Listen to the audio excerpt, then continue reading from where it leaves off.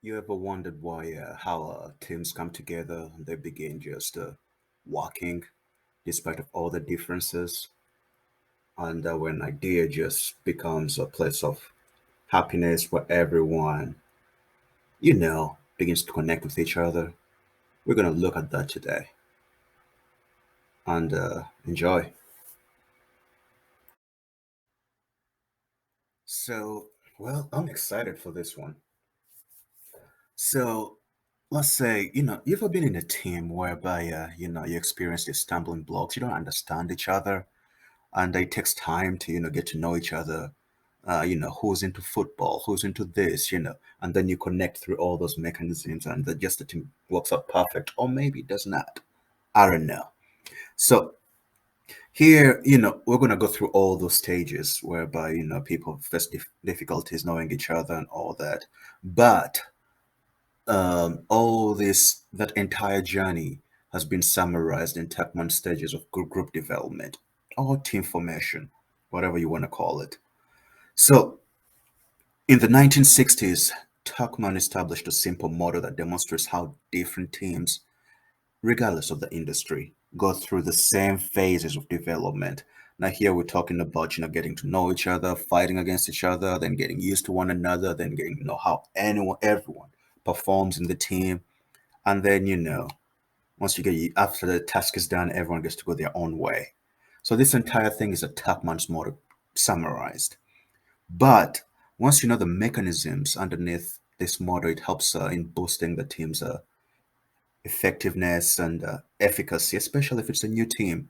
You get to know what's going through, what's going on, where, how, and when. Now, this model provides a lot of insights on how groups develop, or how you could train a group, what efforts need to be fulfilled when and where. So I found it a little bit interesting. So that's why I was excited about this one here. Now, Tuckman's model has five stages. Now here it's divided into like a forming, storming, norming, performing, and adjourning. Now we'll go into details with each and every one of these models here. And yeah, with each and every model, just it adds onto the other. It creates the other. You have to go through one stage to get to another. Although sometimes some stages are jumped here and there, some stages are, but you have to go through one to get to another. So the forming, storming, norming, performing, and adjourning. Let's just begin with forming.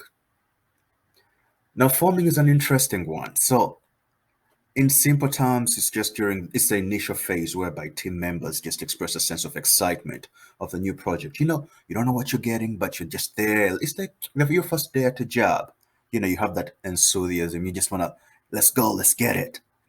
So here, group dynamics haven't been established yet, and it's crucial for team leaders to take charge and give teammates a sense of direction.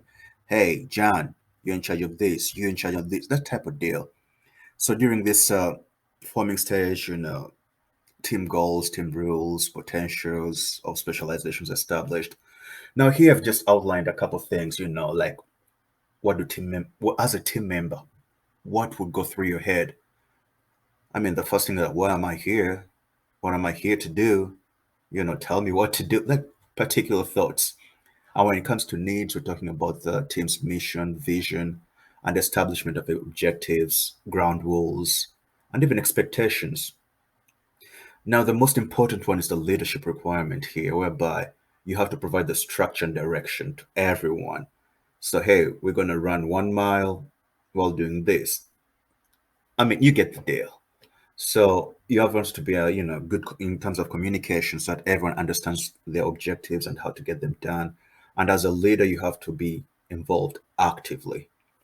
So some of the behaviors that you can see when it comes to like this forming stage, tentative joining, people are like, who do I fit in with? And people tend to group up based on their personalities.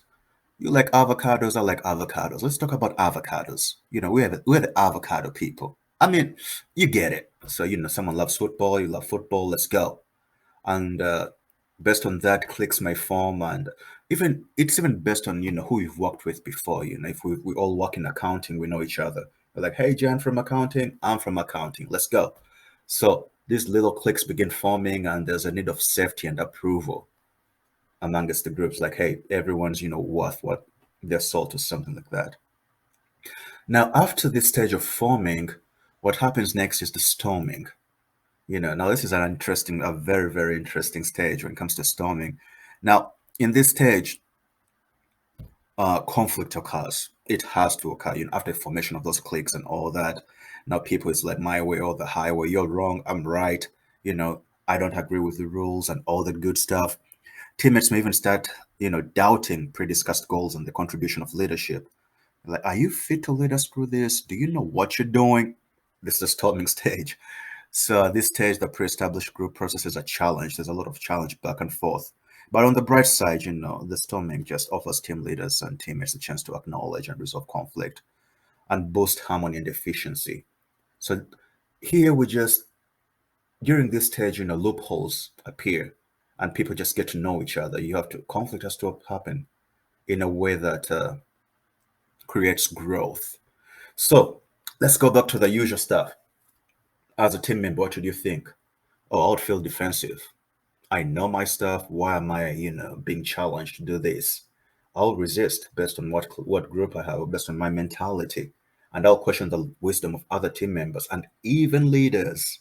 So, what's needed here? Of course, effective listening.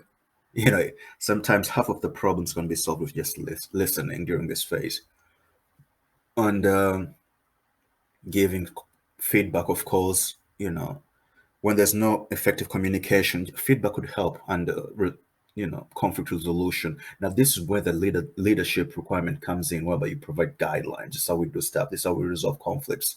Offer support and praise the good stuff, the feedback. Validate the good stuff, and encourage participation from each and every person, and just be there as a leader. Some of the observable behaviors, of course, when there's conflict, there's lack of clarity, and we're looking at lack of consensus. Everyone's just back and forth. There's no progress here. A lot of fighting, and goals are unrealistic at this stage. Are we gonna get to that milestone or not? It's like moving one step forward and two step backwards. Reevaluate. So most of the teams die around this press, and this storming doesn't only happen after forming. People storm again based on challenges that they face.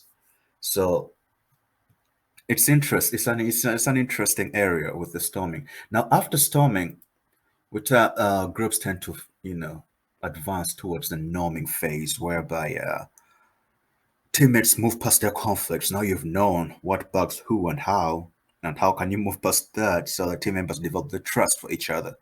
You know, During the storming phase, leadership rises to the challenge, and that creates trust. Okay, I can trust you. You solve that problem, this problem, the other problem. Now we have the trust. Uh, the team process, there's that safety in a safe environment, excuse me, that's created from conflicts. After the conflict is resolved, whereby the trust is built, everyone is comfortable on giving and receiving feedback in a constructive way, not destructive way. So teams can but you should just note that teams usually regress back to storming stage, especially after working on a few projects, or when they're going towards a new project. The storming stage usually happens. And on the bright side, the experience gained from by the team leaders from the past storming stages just help help them resolve the new storming phase and just move at it swiftly. Now let's look at this chart. Let's see. The thoughts, yeah, acceptance, there's a freedom to contribute amongst team members. Now you're comfortable with the people you're working with. The need is just a decision making process and problem solving and feedback. You get used to that, giving and offering feedback and creating the solution from each and every angle where everyone is contributing. Leadership requirement, this is a shared leadership process whereby, acknowledge people's contribution and, John, you did a good job here. And, Becky, you did this and this, that particular way. Observe the behaviors now. Uh, People are comfortable with each other. Now you get to know what bugs who, how can I make the situation better. There's focus and energy on the tasks.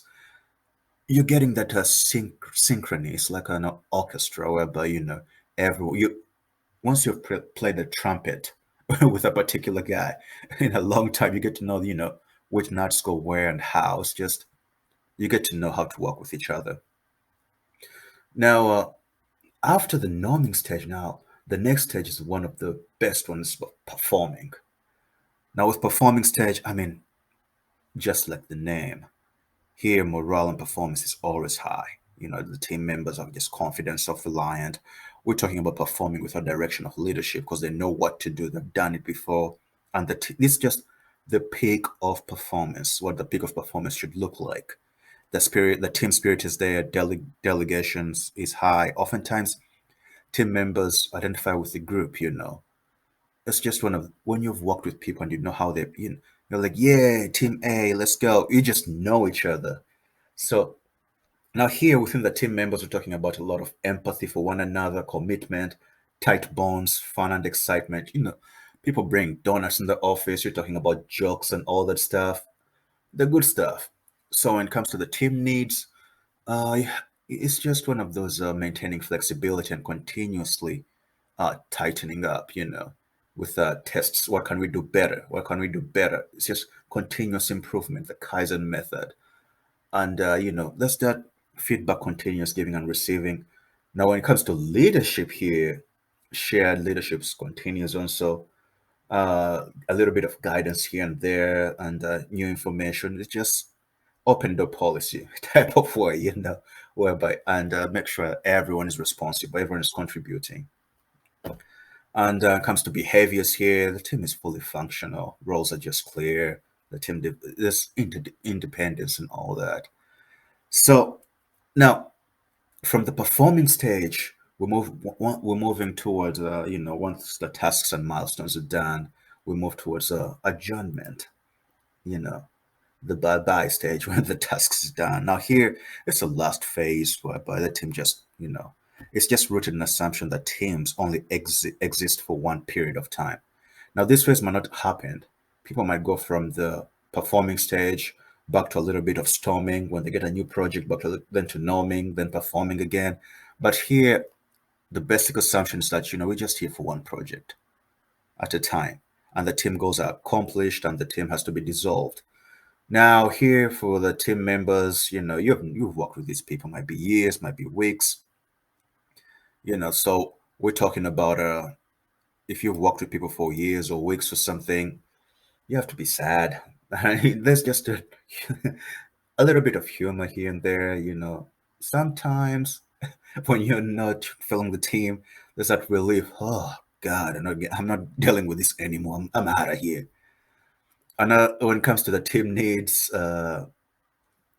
let's see, yeah, evaluation of efforts, feedback again, rewarding the team, we did it, so that type of way.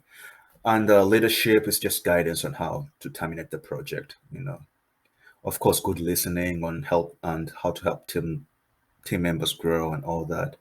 And documenting information, something I didn't write up here. Just what can we learn in this project that we can use on another project? That's what I'm trying to mean. With the behaviors, a little bit of grief here and there. We're talking about momentum slowing down, that there's ramping up when the project starts and ramping down when the project end, I guess. And yeah, so that's one of those interesting ones. So now, usually the Tuckman's original work is described in this way, where groups evolve, where, some evolve, some do not evolve. But the real value of this entire thing is in recognizing the realm of development, of the developmental process, and assisting others to enter a stage consistent with collaborative work that you're facing.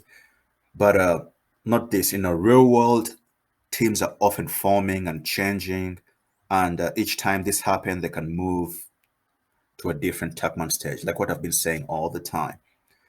Now, a group may happily norm or perform, but a new member might force them back into storming again. So it's just a fluid dynamic of the way you move back and forth, back and forth, back and forth. But if you know this entire structure, it just makes it easier and easier and easier. So for the leadership type of leadership people, project guides and all that, they're always ready for this to help the teams get back into performing as quickly as possible. So yeah, I thought I should share this with you guys because it's one of those interesting ones. So if you're still here, I guess thank you, like and subscribe, and I'll be publishing more like educational contents moving forward. And you could just put in the comments what you'd like for me to research more on, or what you'd like to see, what I could improve on, and all the stuff. I appreciate that. Thank you.